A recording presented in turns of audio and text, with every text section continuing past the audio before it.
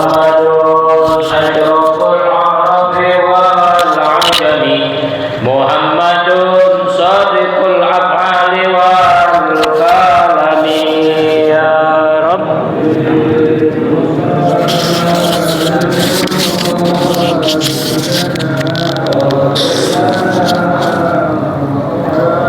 ya wasi'an, Muhammadun basitul ma'rufi jami'uhu, Muhammadun sahibul ihsani wal karami.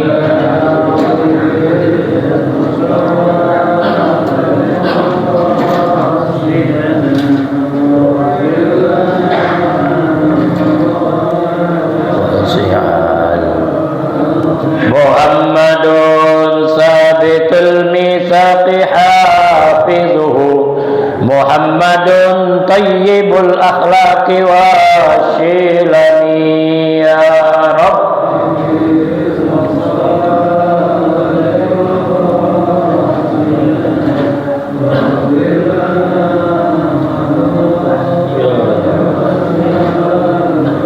ya Rabbi bil Mustafa balligh maqasidana waghfir lana ma madha ya wasi'al karami.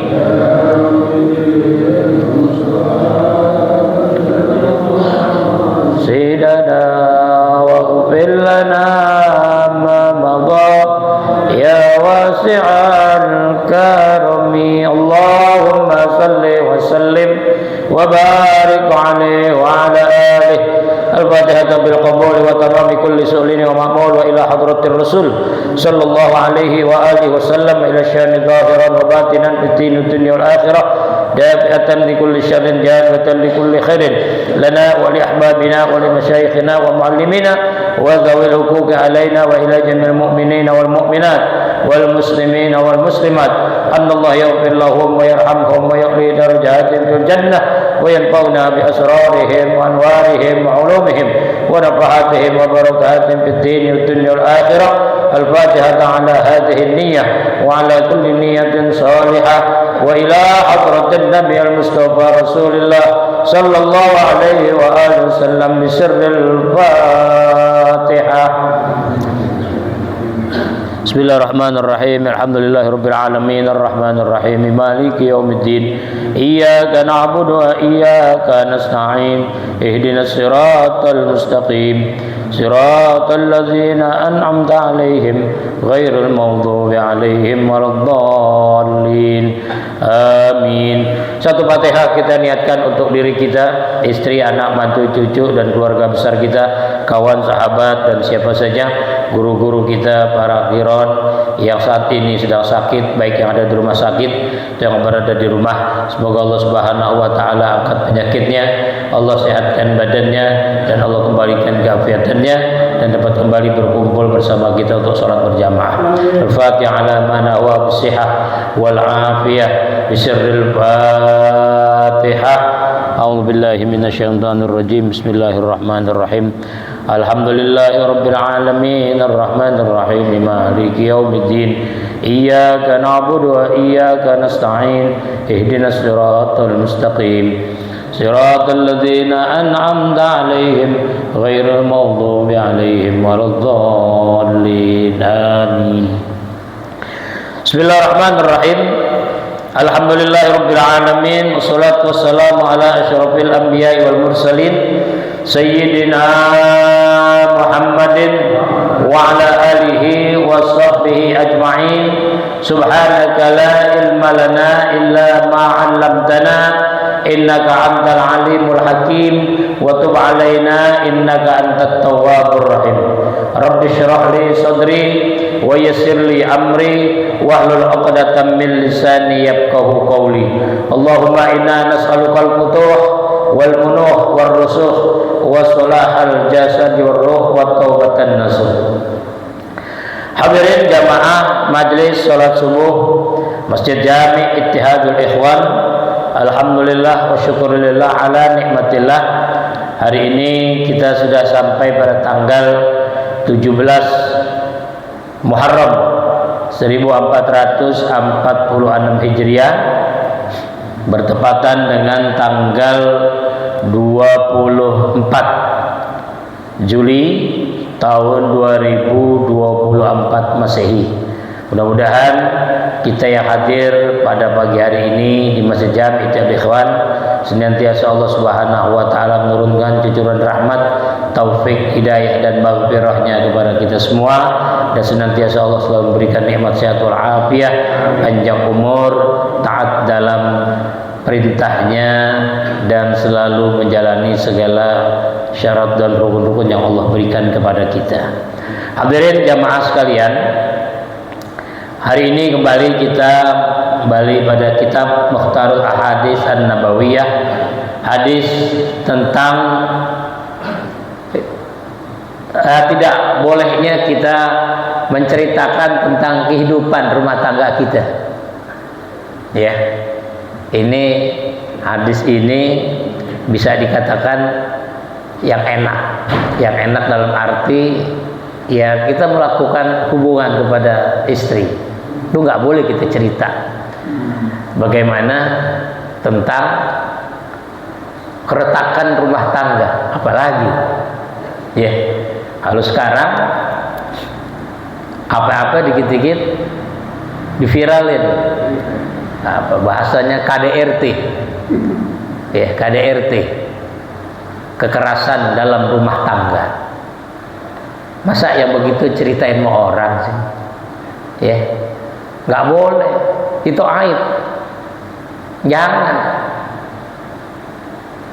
kita ribut sama bini kita, berantem pakai cerita sama orang, pakai manggil wartawan, infotainment, masuk TV, itu udah tanda-tanda orang yang paling jelek dalam pandangan Allah Subhanahu wa taala. Ya. Nah, kita harus merahasiakan Pak kehidupan rumah tangga kita, harus merahasiakan. Ya, kita ribut sama bini kita. Ya, udah jangan tampakin depan orang. Kadang-kadang cerita begini. Gila bini gua dah. Enggak boleh dikit gua begini, enggak boleh dikit gua begitu, cerita. Ya, jangan.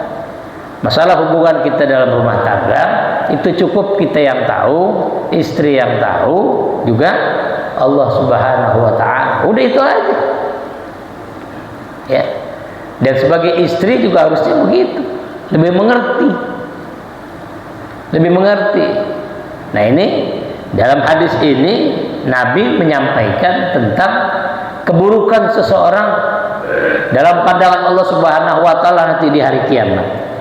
Kata Nabi sallallahu alaihi wasallam, "Inna min syarrin nasi 'indallahi manzilatan yaumal qiyamah ar-rajulu yufdiya ila imra'atihi wa tufdi ilaihi thumma yanshur sirraha." Rawahu Muslim. Nah, ini hadis yang meriwayatkan Imam Muslim. Jadi kata Nabi sallallahu alaihi wasallam, "Inna min syarrin nasi indallah manzilatan yaumal qiyamah." Sungguh keburukan manusia, ya, inna min syarrin nas. Sungguh itu satu keburukan manusia indallah, pada sisi Allah, manzilatan yaumal qiyamah. Allah tidak akan mandang dia pada hari kiamat. Ya, ini satu hal keburukan, kejelekan, aib. Allah tidak akan memandang orang-orang seperti ini pada hari kiamat. Siapa itu? Ar-rajulu yufdi ila imra'atih. Laki-laki. Nah, ini ar-rajul. Ada alif lamnya, ya. Ada alif lamnya. Jadi jelas menunjukkan bahwa ini adalah laki-laki, ar-rajul. Tapi kalau rojulun, seseorang, beda, ya. Kalau rojulun nggak ada alif lam, itu rojulun, seseorang. Bisa laki, bisa juga perempuan, rojulun. Tapi kalau ar-rojulu sudah jelas. Sama dalam hadis yang lain, Iza mata ibnu adama in qata'a amaluhu illa min salasin, shadaqatin jariyah au ilmin yuntafa'u bihi au waladin ya, dan anak yang soleh. Anak mau laki mau perempuan itu anak. Tapi kalau awil waladi ada alif lamnya, anak laki-laki. Jadi itu ya. Jadi disebutnya alif lam ma'rifah, yang menandakan bahwa ini tujuannya ini. Nah, ini ar-rajulu. Jadi nanti di hari kiamat ar-rajulu yufdi ila imra'atih. Laki-laki atau seseorang laki-laki yang menggauli istrinya, wa tufdi ilaihi, dan juga istri yang menggaulinya, maksudnya istri yang menggauli suaminya, summa yansyuru sirraha, kemudian mereka mengabarkannya, menceritakannya ya. Jadi seorang laki-laki setelah berhubungan sama istrinya, atau sebaliknya istri melakukan hubungan kepada suami, cerita tuh, biasa ibu-ibu itu kalau arisan, mohon maaf kalau lagi kumpul ngobrol ngeriung sama teman-teman, cerita deh, jeng semalam laki kita, masya Allah deh, ya kita kasih obat begini nih jeng, katanya kuat sampai 3 kali kita. Wah, cerita tuh begitu Pak, jangan ya, jangan, nggak boleh. Udah diam aja, udah kita yang nikmatin aja. Enak kita nikmatin, nggak enak udah kita nikmatin, syukuri aja semua udah. Ya, ini kagak sih pakai cerita ya. Lagi cerita, mohon maaf, namanya orang udah berumur Pak ya, udah berumur, namanya orang udah umuran ya, kan masa-masa begitunya sudah lewat. Dulu masih muda, kita masih perkasa, masih kuat ya, satu hari bisa 2 kali 3 kali, pagi siang sore ya. Udah umuran begini Allah kurangin tuh ya, mungkin seminggu yang tadinya 3 kali bisa 2 kali, atau bisa jadi seminggu sekali ya. Oh, nggak bisa seminggu sekali, 2 minggu sekali, sebulan sekali. Istri yang sudah begitu terima, nikmatin saja, syukuri deh. Allah masih berikan kekuatan kepada suami kita ya. Jangan cerita ya, cerita bahaya jangan ya. Laki saya cerita begini, lemah begini dan sebagainya, nggak bisa bangun. Kata temannya, beliin ini aja katanya, saya punya minyak oil buat menajamkan itu, cepat bangunnya, tapi syaratnya nggak boleh kena angin. Syaratnya nggak boleh kena angin. Pokoknya angin apa aja udah nggak boleh. Jadi caranya gimana? Ya kalau mau main, habis pakein, diolesin, matiin ke kipas, AC, udah matiin semua. Semua udah dimatiin, kipas matiin, AC nggak dinyalain, udah gerah deh, biarin deh. Ya, bener Pak, dipakai Pak. Ya, bangun tuh, bangun. Emang dasar Pak. Ya, orang kata nggak boleh kena angin. Lagi lewat bininya kentut. Pak. Kempes aja lagi dia. Orang nggak boleh kena angin. Cerita besoknya tuh. Wah, Pak, bener sih katanya. Tapi kok belum apa-apa dia layu lagi. Mak kenapa? Saya kentut jeng gitu. Ya lo kentut sih Pak. Kena angin gitu. Ya. Masa begitu-begitu masih cerita sih Pak? Hah? Perlu diceritain? Jangan. Ya sudah. Nikmatin, syukuri, Allah sudah berikan. Apalagi kita udah punya anak, udah punya cucu, ya sudah. Segala nikmat yang Allah berikan itulah yang terbaik buat kita. Ya. Jangan juga memaksakan. Jangan memaksakan. Yang laki juga begitu, nggak boleh juga. Pahit bini gue. Ya, belum apa-apa udah teriak udah. Belum apa-apa udah teriak udah. Ya, pakai cerita begitu. Nah ini Allah tidak akan memandang orang seperti ini nanti di hari kiamat. Ya, alhamdulillah kita bersyukur selama ini kita nggak pernah cerita. Ya, dan memang nggak perlu kita ceritain. Ya, ini kehidupan rumah tangga kita ini satu tonggak yang harus kita jaga kesuciannya. Makanya ketika orang nikah, ya, nikah itu kan sakral, perjanjian, akad. Ya, ada perjanjian sigot. Perjanjian dia bukan hanya kepada sesamanya, juga kepada Allah, sigot taklidnya. Ya. Nah, jadi bagaimana kita menjaga kesucian, kesakralan pernikahan itu? Kita jalani rumah tangga dengan sebaik-baiknya. Kan memang udah pilihan kita. Ya, kita mohon kepada Allah. Kalau belum diberikan keturunan karena sebab mungkin hubungannya kita bagaimana, minta juga kepada Allah. Ya. Jangan cerita mungkin karena sebab ini, ya. Ada orang mohon maaf kulitnya putih, suaminya putih, lakinya putih, bininya putih, punya anak kok hitam dulu. Ya. Punya anak hitam dulu, lakinya curiga, jangan-jangan bini gua ada main di luar nih. Ya, punya anak hitam, kulitnya hitam gitu. Ya, namanya bapaknya putih, maknya putih. Ya itu mah udah kehendak Allah deh. Ya, emang harus apa? Emang harus bapak putih, mak putih, anak putih? Enggak juga. Mau Allah tentukan anak kita dari warna kulit itu. Jangan kita bedain warna kulit. Ya, udah nggak apa-apa emang Allah. Tapi memang dasar orang kepengennya pengen putih, punya anak putih. Konsultasi sama dokter kan cerita akhirnya. Walaupun sama dokter juga nggak boleh juga. Tapi memang dasar orang-orang begini nih penasaran. Dok, saya mau nanya dok. Ya, saya punya anak 2. Kok warna kulitnya hitam semua dok? Ini istri saya putih gitu. Saya putih kulit saya. Dokter sih singkat aja ngomong jawab. Mungkin bapak terlalu dalam gitu doang jawabnya. Bapak terlalu dalam. Paham pak ya? Maksudnya jangan terlalu dalam. Oh gitu dok. Iya. Oh deh. Dicoba deh. Besok dia coba tuh. Emang dasar pak. Emang dasar. Dia lagi enak-enak baru masukin separuh. Ya, nyamuk nempel ke pantatnya di belakang. Nyamuk nggak tahanan ditepoknya tuh dari pantat belakang. Ya hitam lagi katanya. Dibilang hitam lagi anaknya. Ini kedalaman lagi gitu pak. Ya, nggak juga, bukan karena itu. Allah sudah tetapkan itu. Ya, kita syukuri saja nikmat kita. Ya.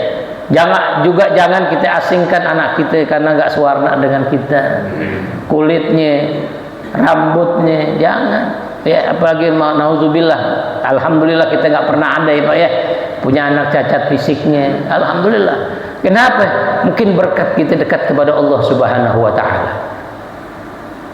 Ya, kalau kita jaga dalam kehidupan rumah tangga kita, Allah juga akan jaga semua keturunan kita pak. Ya, cakep itu relatif, ganteng juga relatif, ya, kulit putih, kulit hitam itu juga relatif. Sekarang bagaimana kita mensyukuri? Kan kalimat wa ista'adzana rabbukum itu kan bukan hanya rezeki saja pak, dalam bentuk materi. Wa ista'adzana rabbukum la in syakartum la azidannakum wa la in kafartum inna adzabi lasyadid. Ini jangan dimaknakan hanya dalam bentuk materi saja, tidak. Kita sehat, itu termasuk rezeki. Rumah tangga tenang, itu pun rezeki pak. Ya, rumah tangga kita tenang, adem ayem, ya, nggak pernah ada konflik. Ya, kalau salah paham dalam kehidupan rumah tangga wajar pak. Ya, disinilah letaknya Allah memberikan kasih sayang kepada kita. Kalau kita masih pacaran, kita gampang bosan pak ya, gampang bosan gitu. Sebulan, 2 bulan, setahun, 2 tahun kita pacaran, oh udah. Ketemu perempuan yang lain, lupa sama pacar kita. Pacaran lagi memang. Tapi ketika Allah turunkan dia buat istri buat kita, selamanya pak, seumur hidup kita bersama dia. Kita tahu jeleknya dia, kita tahu gimananya dia, ya. Tapi Allah berikan tetap rasa sayang dan cinta kasih kita kepada mereka. Maka jagalah hubungan rumah tangga kita ini dengan sebaik-baiknya. Bagaimana mau jadi rumah tangga yang sakinah, mawaddah, warahmah. Kalau dalam kehidupan yang pribadi saja masih mau kita ceritakan kepada orang lain, nah ini jangan. Ya, alhamdulillah. Begitu juga kita sama anak-anak kita, pesenin. Ya, nah kamu melakukan ini sudah kamu jalani. Jangan cerita, sekalipun sama orang tua, bu atau pak, gimana sih pak, suami begini. Jangan, nggak boleh, jangan. Sudah kamu jalani semua rumah tangga. Ya. Kalau belum dikasih keturunan, minta terus kepada Allah. Allah yang memberikan kita keturunan. Ya, kita hanya sabab. Ya, kita hanya sabab saja. Orang tua itu hanya sabab. Dengan sabab ada hubungan suami istri, maka adalah anak. Jadi jangan jadikan kehidupan rumah tangga kita ini untuk jadi bahan cerita kepada orang lain. Jangan. Makanya kata Allah, Allah tidak akan memandang. Karena satu keburukan manusia nanti kelak di yaumil qiyamah, Allah tidak akan memandang ketika dia melakukan hubungan kepada istrinya dan istrinya melakukan hubungan kepada suaminya, kemudian mereka menceritakan. Ya. Alhamdulillah wa syukurillah ala nikmatillah. Kita selama ini menjalani rumah tangga kita adem ayem, nggak pernah ada masalah. Ya, kalau ribut-ribut dikit wajar ya Pak ya. Dalam rumah tangga pasti ada riak-riak ya. Langgeng gitu juga enggak. Kecuali Rasulullah Sallallahu Alaihi Wasallam. Ya, Rasul bagaimana dia bisa memberikan ketenangan, kenyamanan kepada istri-istri. Ya, Nabi kan istrinya kan dalam salah satu buku sejarah kan sebutkan istri Nabi ada berapa Pak? Ada berapa Pak? Ada yang menyatakan 11 istri Nabi. Tapi yang satu, yang perawan satu, ya, putri daripada sahabat Abu Bakar As-Siddiq. Ya, selebihnya armalah, ya, janda. Bahkan mereka rata-rata janda-janda tua semua. Kenapa? Allah perintahkan untuk menjaga keimanan. Ketika suaminya pada meninggal setelah ikut perang kepada Rasul, berperang. Ya, Allah perintahkan itu. Kenapa? Jaga keimanannya orang perempuan. Orang perempuan kan paling gampang Pak, paling lemah. Paling lemah. Ya. Sedikit aja dia nggak ada pegangan, dia pindah agama. Nah, menghindari kejadian ini, maka Allah perintahkan Nabi boleh nikah. Ya. Nah, ketika ditanya oleh para sahabat, ya Rasul, dari sekian banyak istri-istri kamu, mana yang paling kamu cintai? Nabi ditanya begitu, mana yang paling kamu cintai? Nabi senyum aja. Kalau model kayak kita Pak, mohon maaf. Kita punya bini 3 aja, ya, 1 bini pertama, bini 2, bini ketiga. Pasti kalau bapak ditanya, pasti bini yang terakhir, bini mudanya, gitu kan? Bini muda. Kenapa bini muda? Ya karena satu masih muda, cantik, ya. Masih enak kita bawa kemana-mana. Tapi Rasulullah nggak begitu Pak. Kata Nabi, nanti aku akan kumpulkan, aku akan sampaikan kepada sahabat mana istri yang paling aku cintai, kata Nabi, paling aku sayangi. Udah pulang Nabi, pulang sampai di rumah Nabi bertemu istrinya masing-masing. Ini makan kurma dariku, kata Nabi. Kasih kurma, masing-masing bini kasih kurma 1. Nanti kalau ditanya oleh sahabat, siapakah istri yang paling aku cintai, nanti akan aku jawab, dia yang aku berikan kurma, itulah istri yang paling aku cintai. Tuh, Nabi bilang begitu. Dikasih satu-satu bininya, semua dikasih, nggak dibedain. Nah, begitu dikumpulkan ditanya para sahabat, ya Rasul, di antara istri-istri mana yang paling kamu cintai? Nabi jawab, yang aku kasih kurma tadi, itulah istri yang paling aku cintai. Semuanya pada girang, Pak. Pada girang. Karena mereka pada dikasih kurma oleh Nabi. Loh, kayak begitu Pak, harus dijaga. Ya, kita butuh sama dia, kita perlu sama dia. Ini jangan laki, mohon maaf, ini laki rese juga nih Pak. Ya, bilang begini, Bu, kan bapak belum punya motor. Bapak belum punya motor. Ibu mau nggak bapak beli motor? Tapi bapak suruh nikah lagi Bu, katanya. Ada janda kaya, ya, janda kaya, masih muda, mau beliin bapak motor asal bapak mau nikah sama dia. Hati istrinya, yaudah nggak apa-apa deh Pak, nikah, hati-hati, nikah akhirnya Pak. Sore-sore diajak naik motor tuh lakinya. Sore-sore dia naik motor, lagi lewat motor ada lobang, nabrak, jatuh Pak. Bininya kemana? Jatuh. Motor kemana? Bangun dia lakinya. Yang dibenerin motornya dulu Pak, dilap-lap. Polisi bingung, Pak, Bapak bukan tadi boncengan? Iya, kenapa? Itu istri Bapak ditinggal gitu aja. Biarinlah, di rumah masih ada satu lagi. Bilangnya gitu, Pak. Iya, di rumah masih ada satu lagi. Yang ini kan motor cuma satu. Ya. Bye-bye Bu ya. Saya kalau ngomong ibu-ibu saya bilang, Bu, bye-bye Bu. Kalau ada bapak minta kawin lagi, mau ngasih motor, bye-bye Bu. Ntar kayak gitu tuh. Ya. Ya enggak apa, ini cerita doang. Ya jangan diambil hati, jangan. Enggak, ya. Tapi kita tetap harus jaga kerukunan dalam kehidupan rumah tangga, ya. Jadikanlah baiti jannati, rumahku surgaku. Bagaimana cara kita menciptakan kehidupan rumah tangga? Jalani kehidupan ini dengan sebaik-baik. Istri juga gitu, harus memberikan ketenangan, kenyamanan kepada suaminya. Ya, beli parfum pakai buat suami, beli minyak wangi, beli lipstik, beli buat mata, buat suami dan bukan buat orang. Ini kadang-kadang bini dandan buat orang sih, mau kondangan baru dandan tuh, ya gitu ya. Mau kondangan dandan menor, habis. Kita nemu lakinya begitu aja tuh. Jangan besok-besok. Ya. Nih suami pulang kerja dandan deh. Pakai lipstik, bibir merah, pipi diwarnain ya. Pakai pakaian yang menarik. Sehingga menyebabkan suami betah di rumah. Ini kadang-kadang di rumah dari dapur masih bau keringat, laki pulang dicuekin, kadang-kadang diomelin. Ya, belum apa-apa ditanya gajinya, mana dan sebagainya. Laki bosen begitu, Pak. Jangan, layani dulu dengan baik karena tugas istri adalah melayani suami. Tugas suami membantu istri.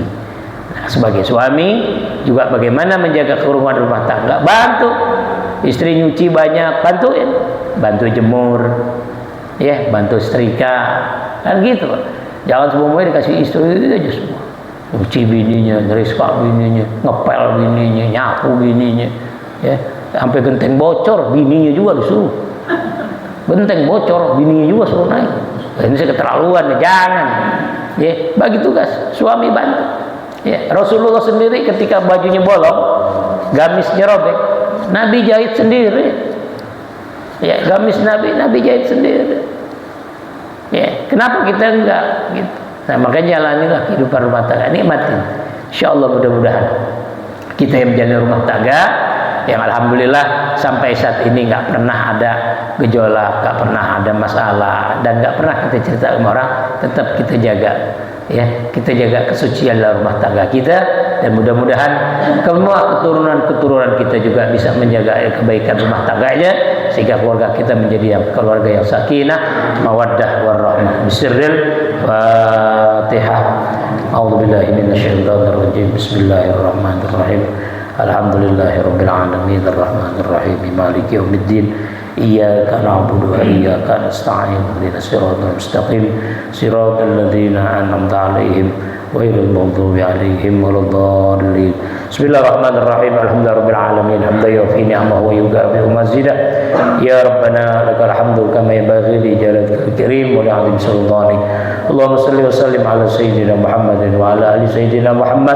Allahumma inna nas'aluka ilman nafi'an wa rizqan halalan tayyiban katsiran mubarakan wasi'an wa 'amalan mutaqabbala. Allahumma ahsin 'aqibatana fil umuri kulliha wa ajirna min khizyid dunya wa 'adzabil akhirah. Rabbana atina fid dunya hasanah wa fil akhirati hasanah wa qina adzaban nar. Wa sallallahu ala sayyidina Muhammadin wa ala alihi wa sahbihi wasallam walhamdulillahi rabbil alamin. Ala ni'amillah, alhamdulillah, ala barakatillah, alhamdulillah, hamdan yuwafi ni'amahu wa yukafi'u mazidah, walhamdulillahi rabbil alamin. Ya Rabb, salamun alaika ya Rabbi asyani wa ya Rasulullah, ya Rafi asyani wa daraj ya Rasulullah, ya Rafi